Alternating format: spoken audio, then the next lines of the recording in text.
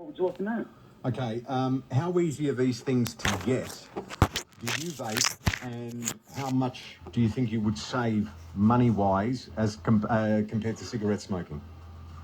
Okay, well, they're easy to get.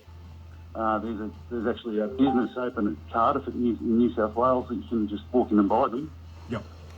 I have the Quit Smoking app, and it tells me I've saved over $50,000 in 5 years. Wow. How on earth? Why on earth? To me, the confusion is that, as you just said, you could go into a shop in Cardiff, you get them quite easily. I don't know whether there were signs out the front of the store to say, buy your vapes or your e-cigarettes here, and you know how displayable they are. But I know in Queensland you're not allowed to promote the fact that you sell them anywhere, and the business is constantly being shut down.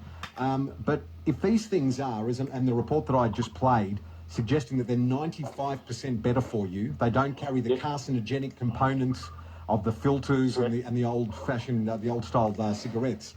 They're a lot cheaper. So socially, there is an impact there as well.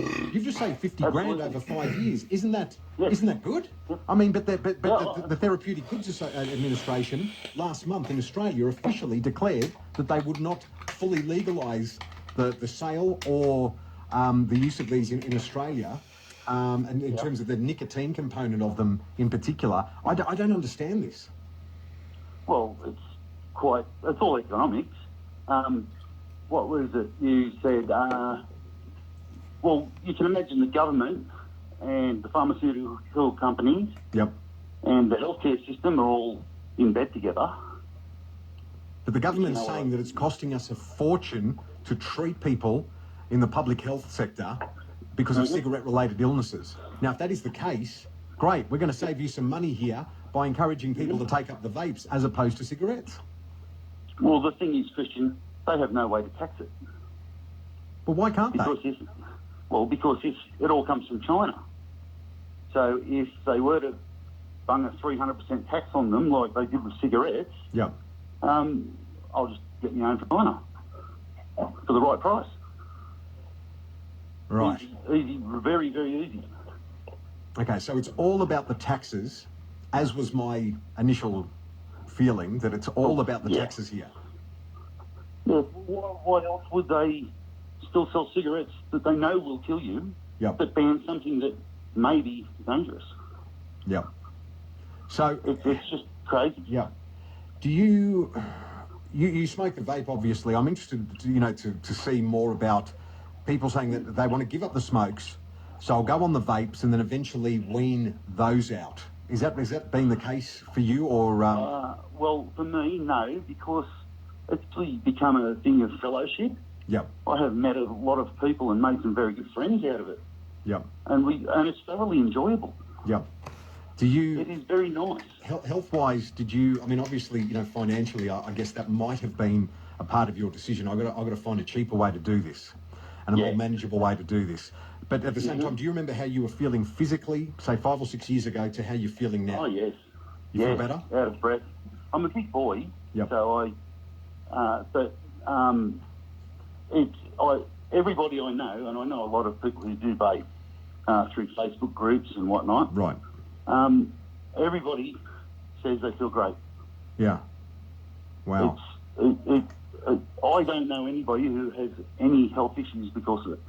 Did you hear the report that I played before, from the JWS, talking about, the information coming out of the United States and the UK, and this bloke saying that the scientific and medical research suggests it's 95% better for you.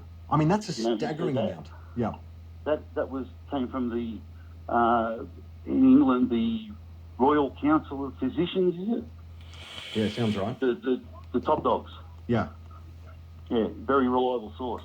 95%. It's not like 15 or 20%. It's almost 100% better for you. Absolutely. Yeah. Almost sounds like it's good for you. Well, some of the part of the ingredient in the juice they used to pump through hospital air conditioning. Oh yeah. It's PG. Oh yeah, vegetable glycol. No, not that one. The other half. The propylene glycol. Propylene glycol. Yeah. Yeah. Yeah. And it's also what carries the medicine in your inhalers for, what do you call it, asthma. Asthma. Yeah, right, okay. So, Ventolin. yeah. So What about the nicotine? Do you have to import the nicotine from overseas? Yes. Yep. This is a messy area. Now, in Queensland, it's illegal to possess it. To possess the It nicotine? isn't. Don't you see the absurdity of the, the disparity from state to state?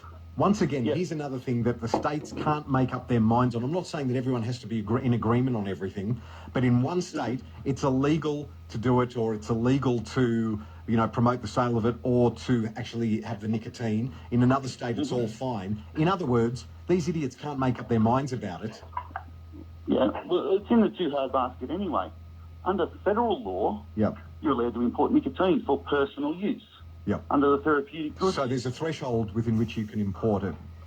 you're not allowed to sell it, or give it to anybody unless they are blood relatives. But as soon as you take possession of it, Yep. you are possibly breaking the law. In Queensland, you're not allowed to import it at all. No. It's illegal to import They've got to catch you with it, haven't they? And it's too hard. Right. It's not like a policeman's walking down the street with a nicotine test kit. Okay, so as far as you're concerned, I'm inclined to agree that it comes down to the taxability of it. Oh, 100%. Yep. Absolutely. Yeah, I'm hearing you. Richard, appreciate your call, mate. Nice to talk to you. Bob's in Stroud, about an hour north of Newcastle in New South Wales. Hi, Bob.